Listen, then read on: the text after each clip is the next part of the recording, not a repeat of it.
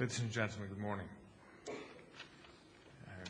I do thank the organizers for this opportunity to speak in front of you. I'll try to stick to the time which is assigned to me, and as you can see, the title of my presentation is pretty presumptuous.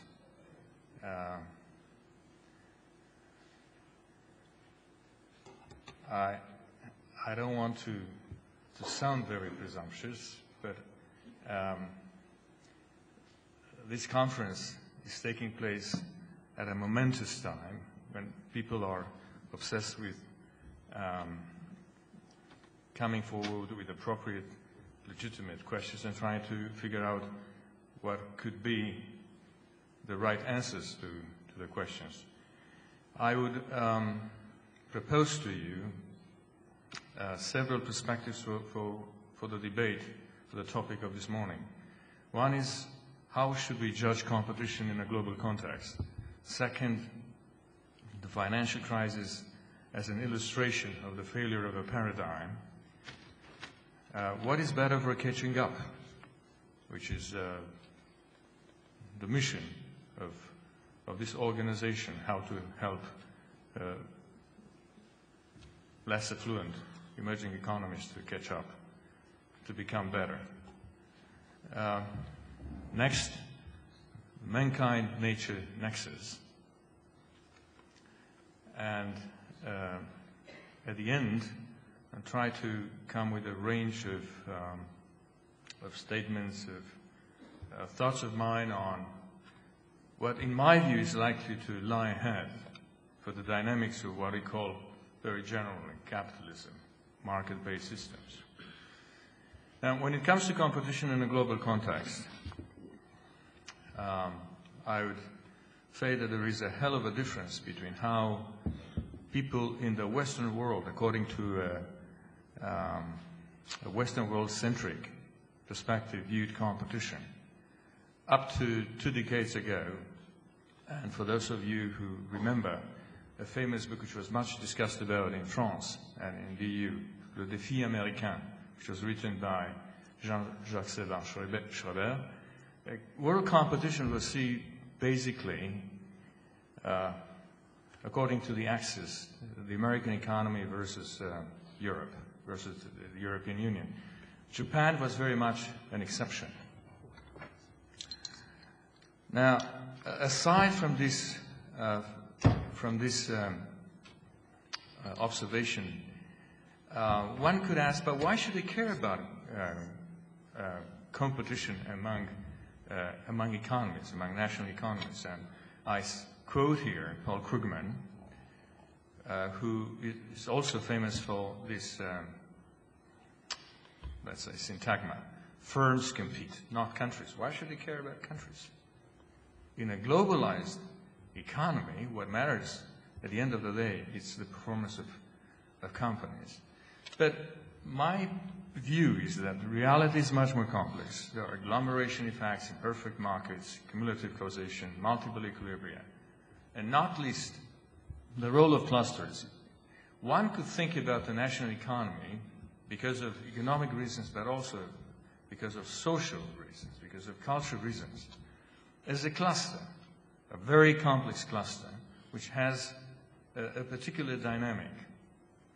And if this is the game, and we also think that there are frequently non-zero-sum games in the world economy, then it does matter to think about how national economies perform. And empirical evidence shows that adopting such a perspective is quite fruitful. As I said, we've been experiencing cycles of public mood and change in the elite's Weltanschauung in the Western world. Until not long ago, what mattered was how the European economy fared as against the American economy. And there were cycles of Euro pessimism.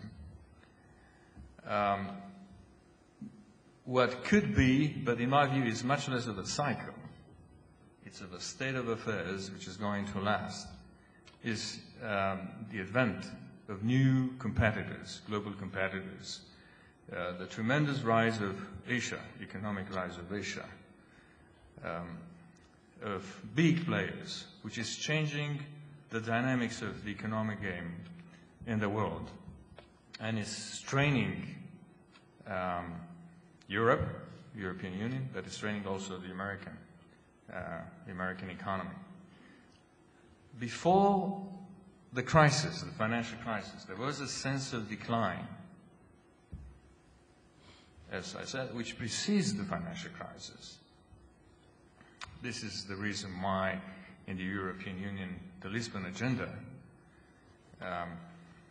was thought about as a vehicle, conceptual vehicle, but also operational vehicle to help the EU become more competitive.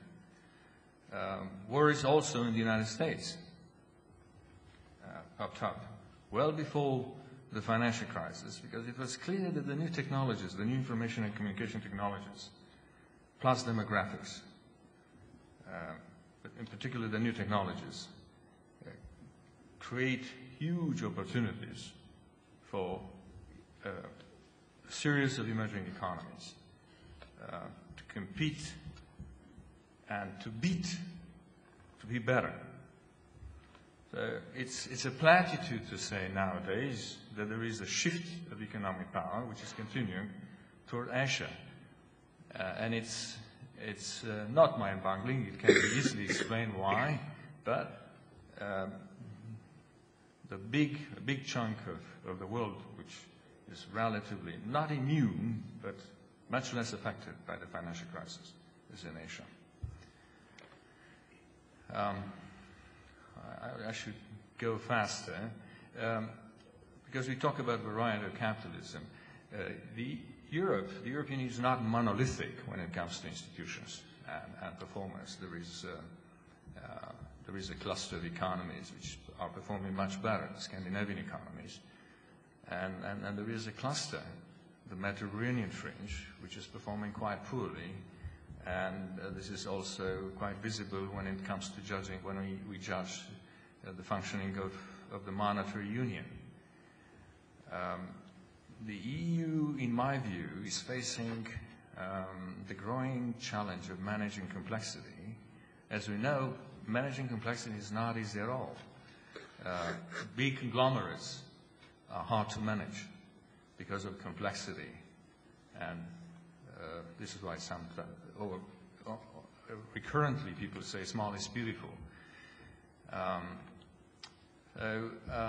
This is something to stay for the European Union, both in terms of institutions, but how to reconcile not necessarily compatible interests of the member countries. I'm not going to talk much about the financial crisis. I understand that Guillermo Calvo talked quite extensively. In my view, the financial crisis is also an episode which indicates quite glaringly the failure of a paradigm which has been quite domineering, prevailing, influencing policymaking, also the operations of the IFIs, of the major IFIs. Why? I'm not going to get into details. I think you